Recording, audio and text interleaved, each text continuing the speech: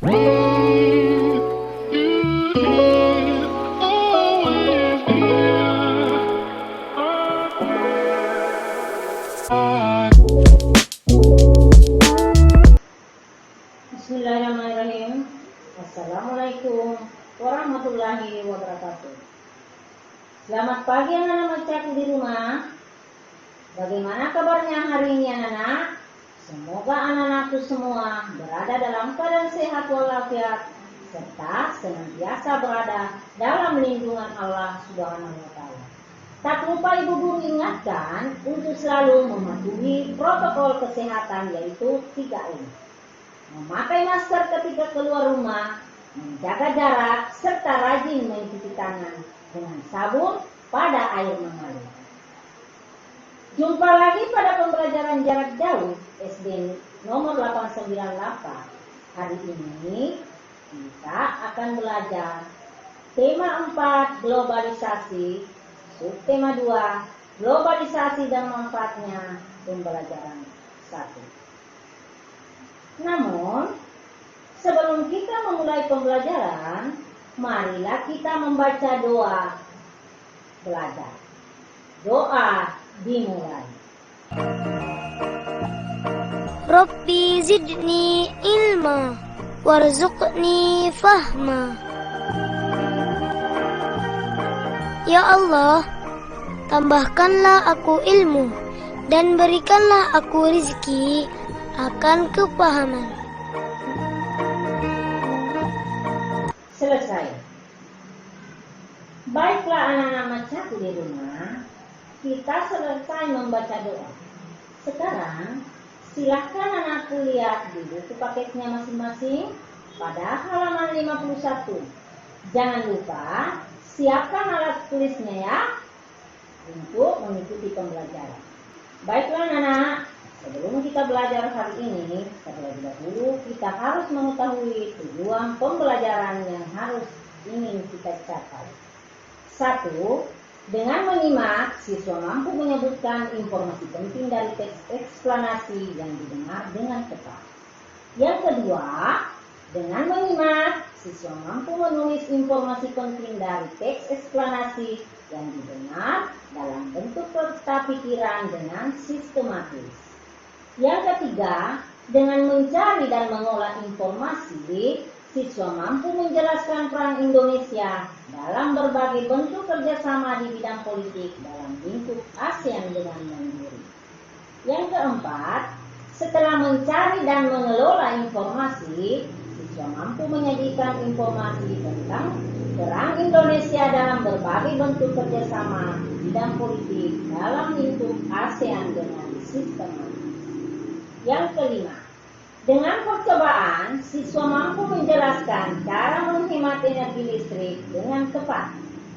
Yang keenam, setelah percobaan, siswa mampu menyajikan laporan hasil percobaan menghemat energi listrik dengan sistematis.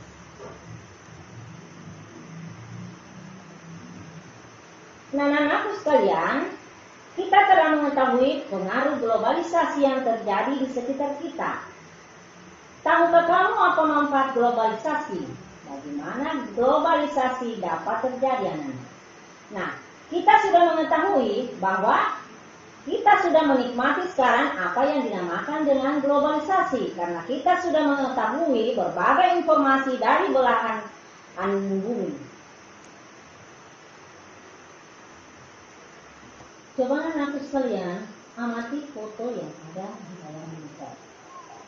Menteri Luar Negeri Retno Marsudi menjadi pembicara dalam pertemuan tingkat menteri negara-negara Forum Kerjasama Ekonomi Asia Pasifik atau APEC di Manila, Filipina pada tanggal 17 November 2015. Nah, anak sekalian, ada sebanyak 21 kepala negara Asia Pasifik hadir di forum APEC, termasuk Presiden Amerika. Jadi terdiri dari beberapa presiden tersebut hadir pada acara pertemuan. Hadir pula Perdana Menteri Jepang. Selain itu, di forum ini juga dihadiri hampir 500 orang pemimpin perusahaan besar dunia. Selama forum ini, berlangsung, isu-isu ekonomi dunia dikemukakan. Maka Presiden Jokowi pada waktu itu mengakui Indonesia memiliki daya tarik yang cukup kuat daripada pemimpin dunia. Mereka saling memberi pengaruh khususnya terhadap Indonesia. Indonesia tidak terpengaruh adanya tarik-menarik kepentingan para pemimpin dunia. Maka Indonesia pada waktu itu bersikap dalam posisi di tengah dan menempatkan politik luar negeri bebas aktif sebagai amanat konstitusi.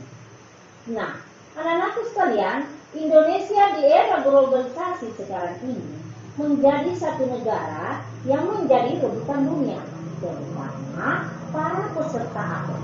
Pasalnya, Indonesia punya posisi yang strategis di kawasan ASEAN dan Asia serta dunia.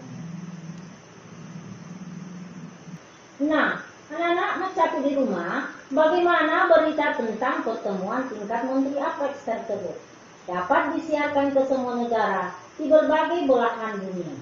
Nah, tentunya bisa disiarkan karena adanya televisi, melalui YouTube, melalui Google. Kita bisa mengakses semua berita atau kejadian apapun di luar negeri anak-anak.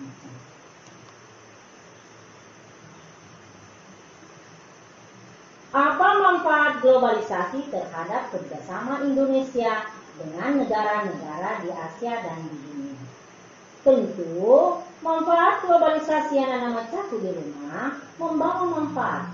Banyak negara-negara di dunia yang ingin bekerja sama dengan Indonesia. Kenapa ingin bekerja sama dengan Indonesia anak-anak mencatu di rumah? Karena Indonesia memiliki posisi yang strategis. Indonesia menjadi bahan rebutan dari berbagai bangsa lain untuk bekerja sama. Nah, aku sekalian, coba kita simak bahasa Indonesia, yaitu masalah eksplanasi. Di dalam eksplanasi ini terdiri dari 3 paragraf. Anak-anak harus memperhatikan setiap paragraf ya. Sekarang kita simak teks eksplanasi berikut ini.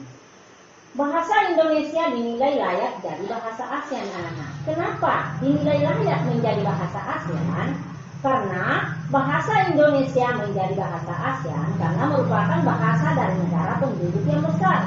Bahasa Indonesia berasal dari negara penduduk yang berjumlah 250 juta.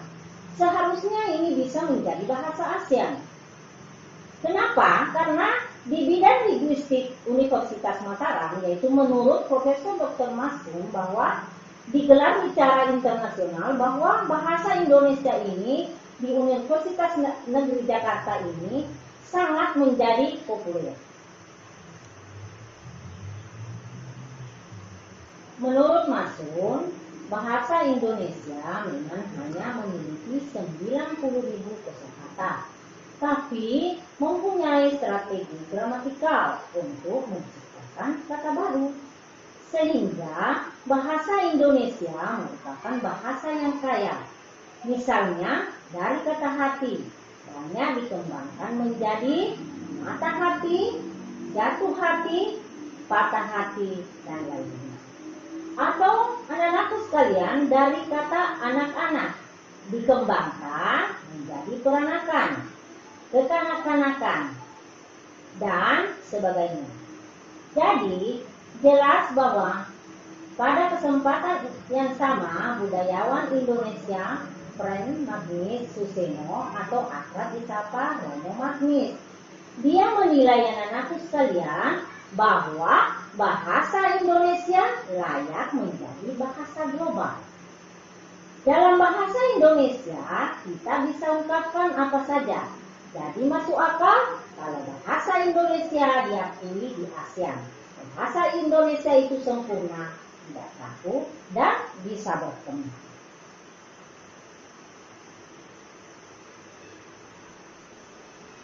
Oleh karena itu, ia menyayangkan semakin banyak generasi saat ini yang merasa lebih percaya diri menggunakan bahasa Inggris sebagai bahasa utama ketimbang menggunakan bahasa Indonesia.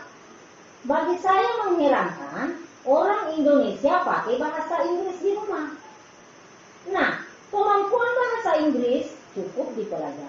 sebaik mungkin sebagai bahasa asing.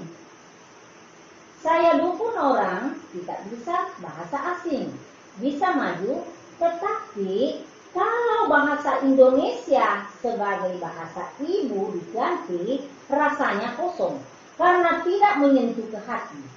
Ini menurut pendapat Romo Magnis yang belajar bahasa Indonesia sejak tahun 1962.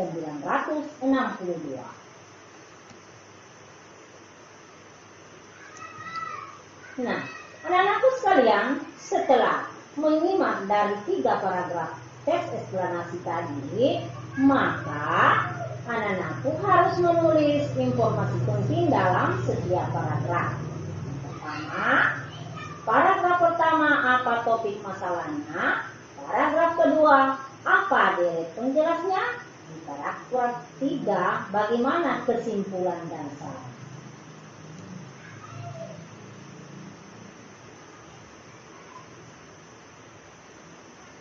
Bagaimana posisi dan peran Indonesia di bidang politik dalam kerjasama dengan negara-negara di wilayah Asia Tenggara?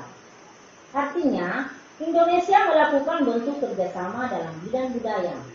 Jika bahasa Indonesia menjadi bahasa ASEAN, maka bahasa Indonesia akan menjadi budaya di negara-negara anggota dalam hal komunikasi yang ini.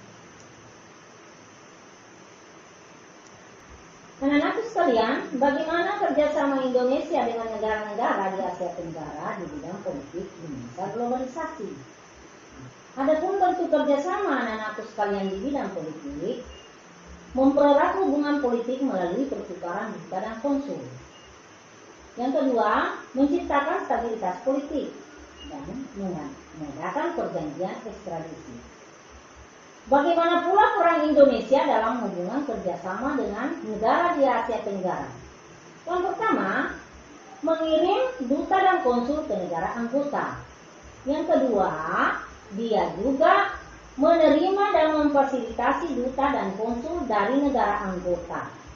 Dan yang ketiga, anak ikut serta juga dalam mengendalikan dan menyelesaikan konflik yang terjadi di negara anggota.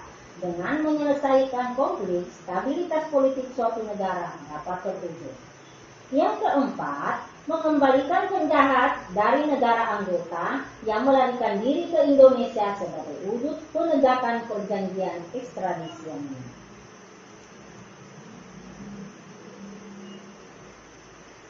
Nah, anak-anak catat semua bagaimana penggunaan energi pada masyarakat Indonesia. Bagaimana juga dampaknya bagi lingkungan hidup.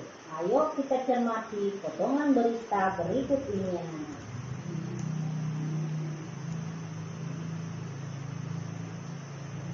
Belakangan ini banyak bermunculan masalah pemborosan energi. Masalah pemborosan energi secara umum sekitar 80% ini disebabkan faktor sumber daya manusia yang kurang memahami dampak dari pemborosan energi bagi kelangsungan hidup anak cucu kita mendatang. Selain disebabkan oleh manusia, ada 20% disebabkan oleh faktor teknis. Indonesia merupakan negara yang boros dalam penggunaan energi. Bahkan juga Indonesia termasuk salah satu negara di Asia Tenggara yang tertinggi dalam hal pemborosan energi. Hal ini tercermin dalam indeks elastisitas energi.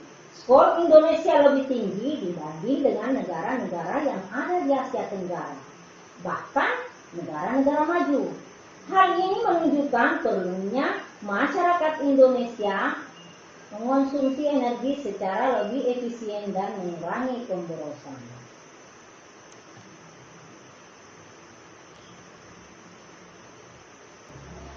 Dari dampak pemborosan energi sebenarnya sudah kita rasakan. Hal ini terasa dari peningkatan suhu global. Meningkatnya suhu global menyebabkan naiknya permukaan air laut. Meningkatnya intensitas fenomena cuaca ekstrim. Lebih lamanya cuaca panas daripada cuaca dingin. Dan hilangnya gletser serta akibat-akibat lainnya. Jika fenomena ini terus terjadi tanpa antisipasi dan penanggulangan, mungkin kelangsungan hidup manusia akan terancam.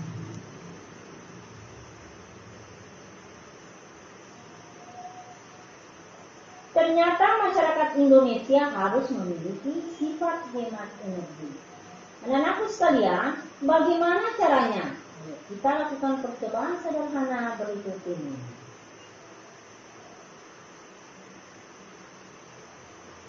Coba anak-anakku sekalian perhatikan alat dan bahan dan langkah-langkah percobaannya. 1 buah lampu bokan 5 watt, 1 buah lampu LED 5 watt, 1 buah lampu neon 5 watt, 1 buah dudukan lampu beberapa buah baterai 1,5 volt dan 0,5 meter kabel, 1 gunting, 1 isolasi, 1 buah kotak gambus bekas. Nah, anak-anakku sekalian, perhatikan langkah-langkah percobaannya. Buatlah satu rangkaian lampu sederhana serta letakkan dudukan lampu di bagian dalam kardus. Yang kedua, pasang ketiga jenis lampu tersebut secara bergantian di dalam kardus. Yang ketiga, amati kualitas terangnya cahaya dari ketiga jenis lampu tersebut. Nah, jadi anak-anakku kalian harus memperhatikan betul-betul bahan-bahan yang harus dipraktikkannya serta langkah-langkah percobaan yang harus dilakukan. Nah, sekarang Ibu akan memberikan tugas. Jawablah pertanyaan berikut berdasarkan hasil percobaan. 1. Lampu mana yang memiliki kualitas cahaya yang paling terang? Yang kedua, lampu mana yang paling hemat energi? Jelaskan. Nah, anak-anak sekalian, kita memasuki bagian kesimpulan. Yang pertama, globalisasi adalah suatu hubungan sosial yang mendunia. Hubungan sosial yang mendunia ini mengakibatkan suatu kejadian yang berada di suatu tempat yang akan berdampak di tempat lain juga. Nah, yang kedua, manfaat globalisasi yaitu terbukanya pasar-pasar ekspor. Masyarakat dunia mudah mendapatkan informasi dari berbagai belahan dunia, anak-anak, yaitu meningkatnya kegiatan pariwisata. Adanya perusahaan global akan mampu memanfaatkan tenaga kerja dari seluruh dunia. Dan perusahaan global juga memiliki akses untuk memperoleh pinjaman dan melakukan investasi, anak-anak. Nah, yang ketiga, lampu LED ini merupakan lampu yang menyala paling terang. Sehingga lampu ini juga paling hemat dikarenakan dengan daya watt yang sama. Lampu LED ini mampu menyala lebih terang. Bagaimana anak-anak caku di rumah? Sudah mengerti semua? Bagus. Alhamdulillah. Ibu guru harap anak-anak caku semua bisa memperhatikan dengan baik. Cukup sekian pembelajaran kita hari ini. Tetap semangat. Belajar di rumah, jaga protokol kesehatan, dan selalu berdoa kepada Allah Subhanahu wa Ta'ala. Semoga kita semua terhindar dari segala macam penyakit. Amin. Wassalamualaikum warahmatullahi wabarakatuh.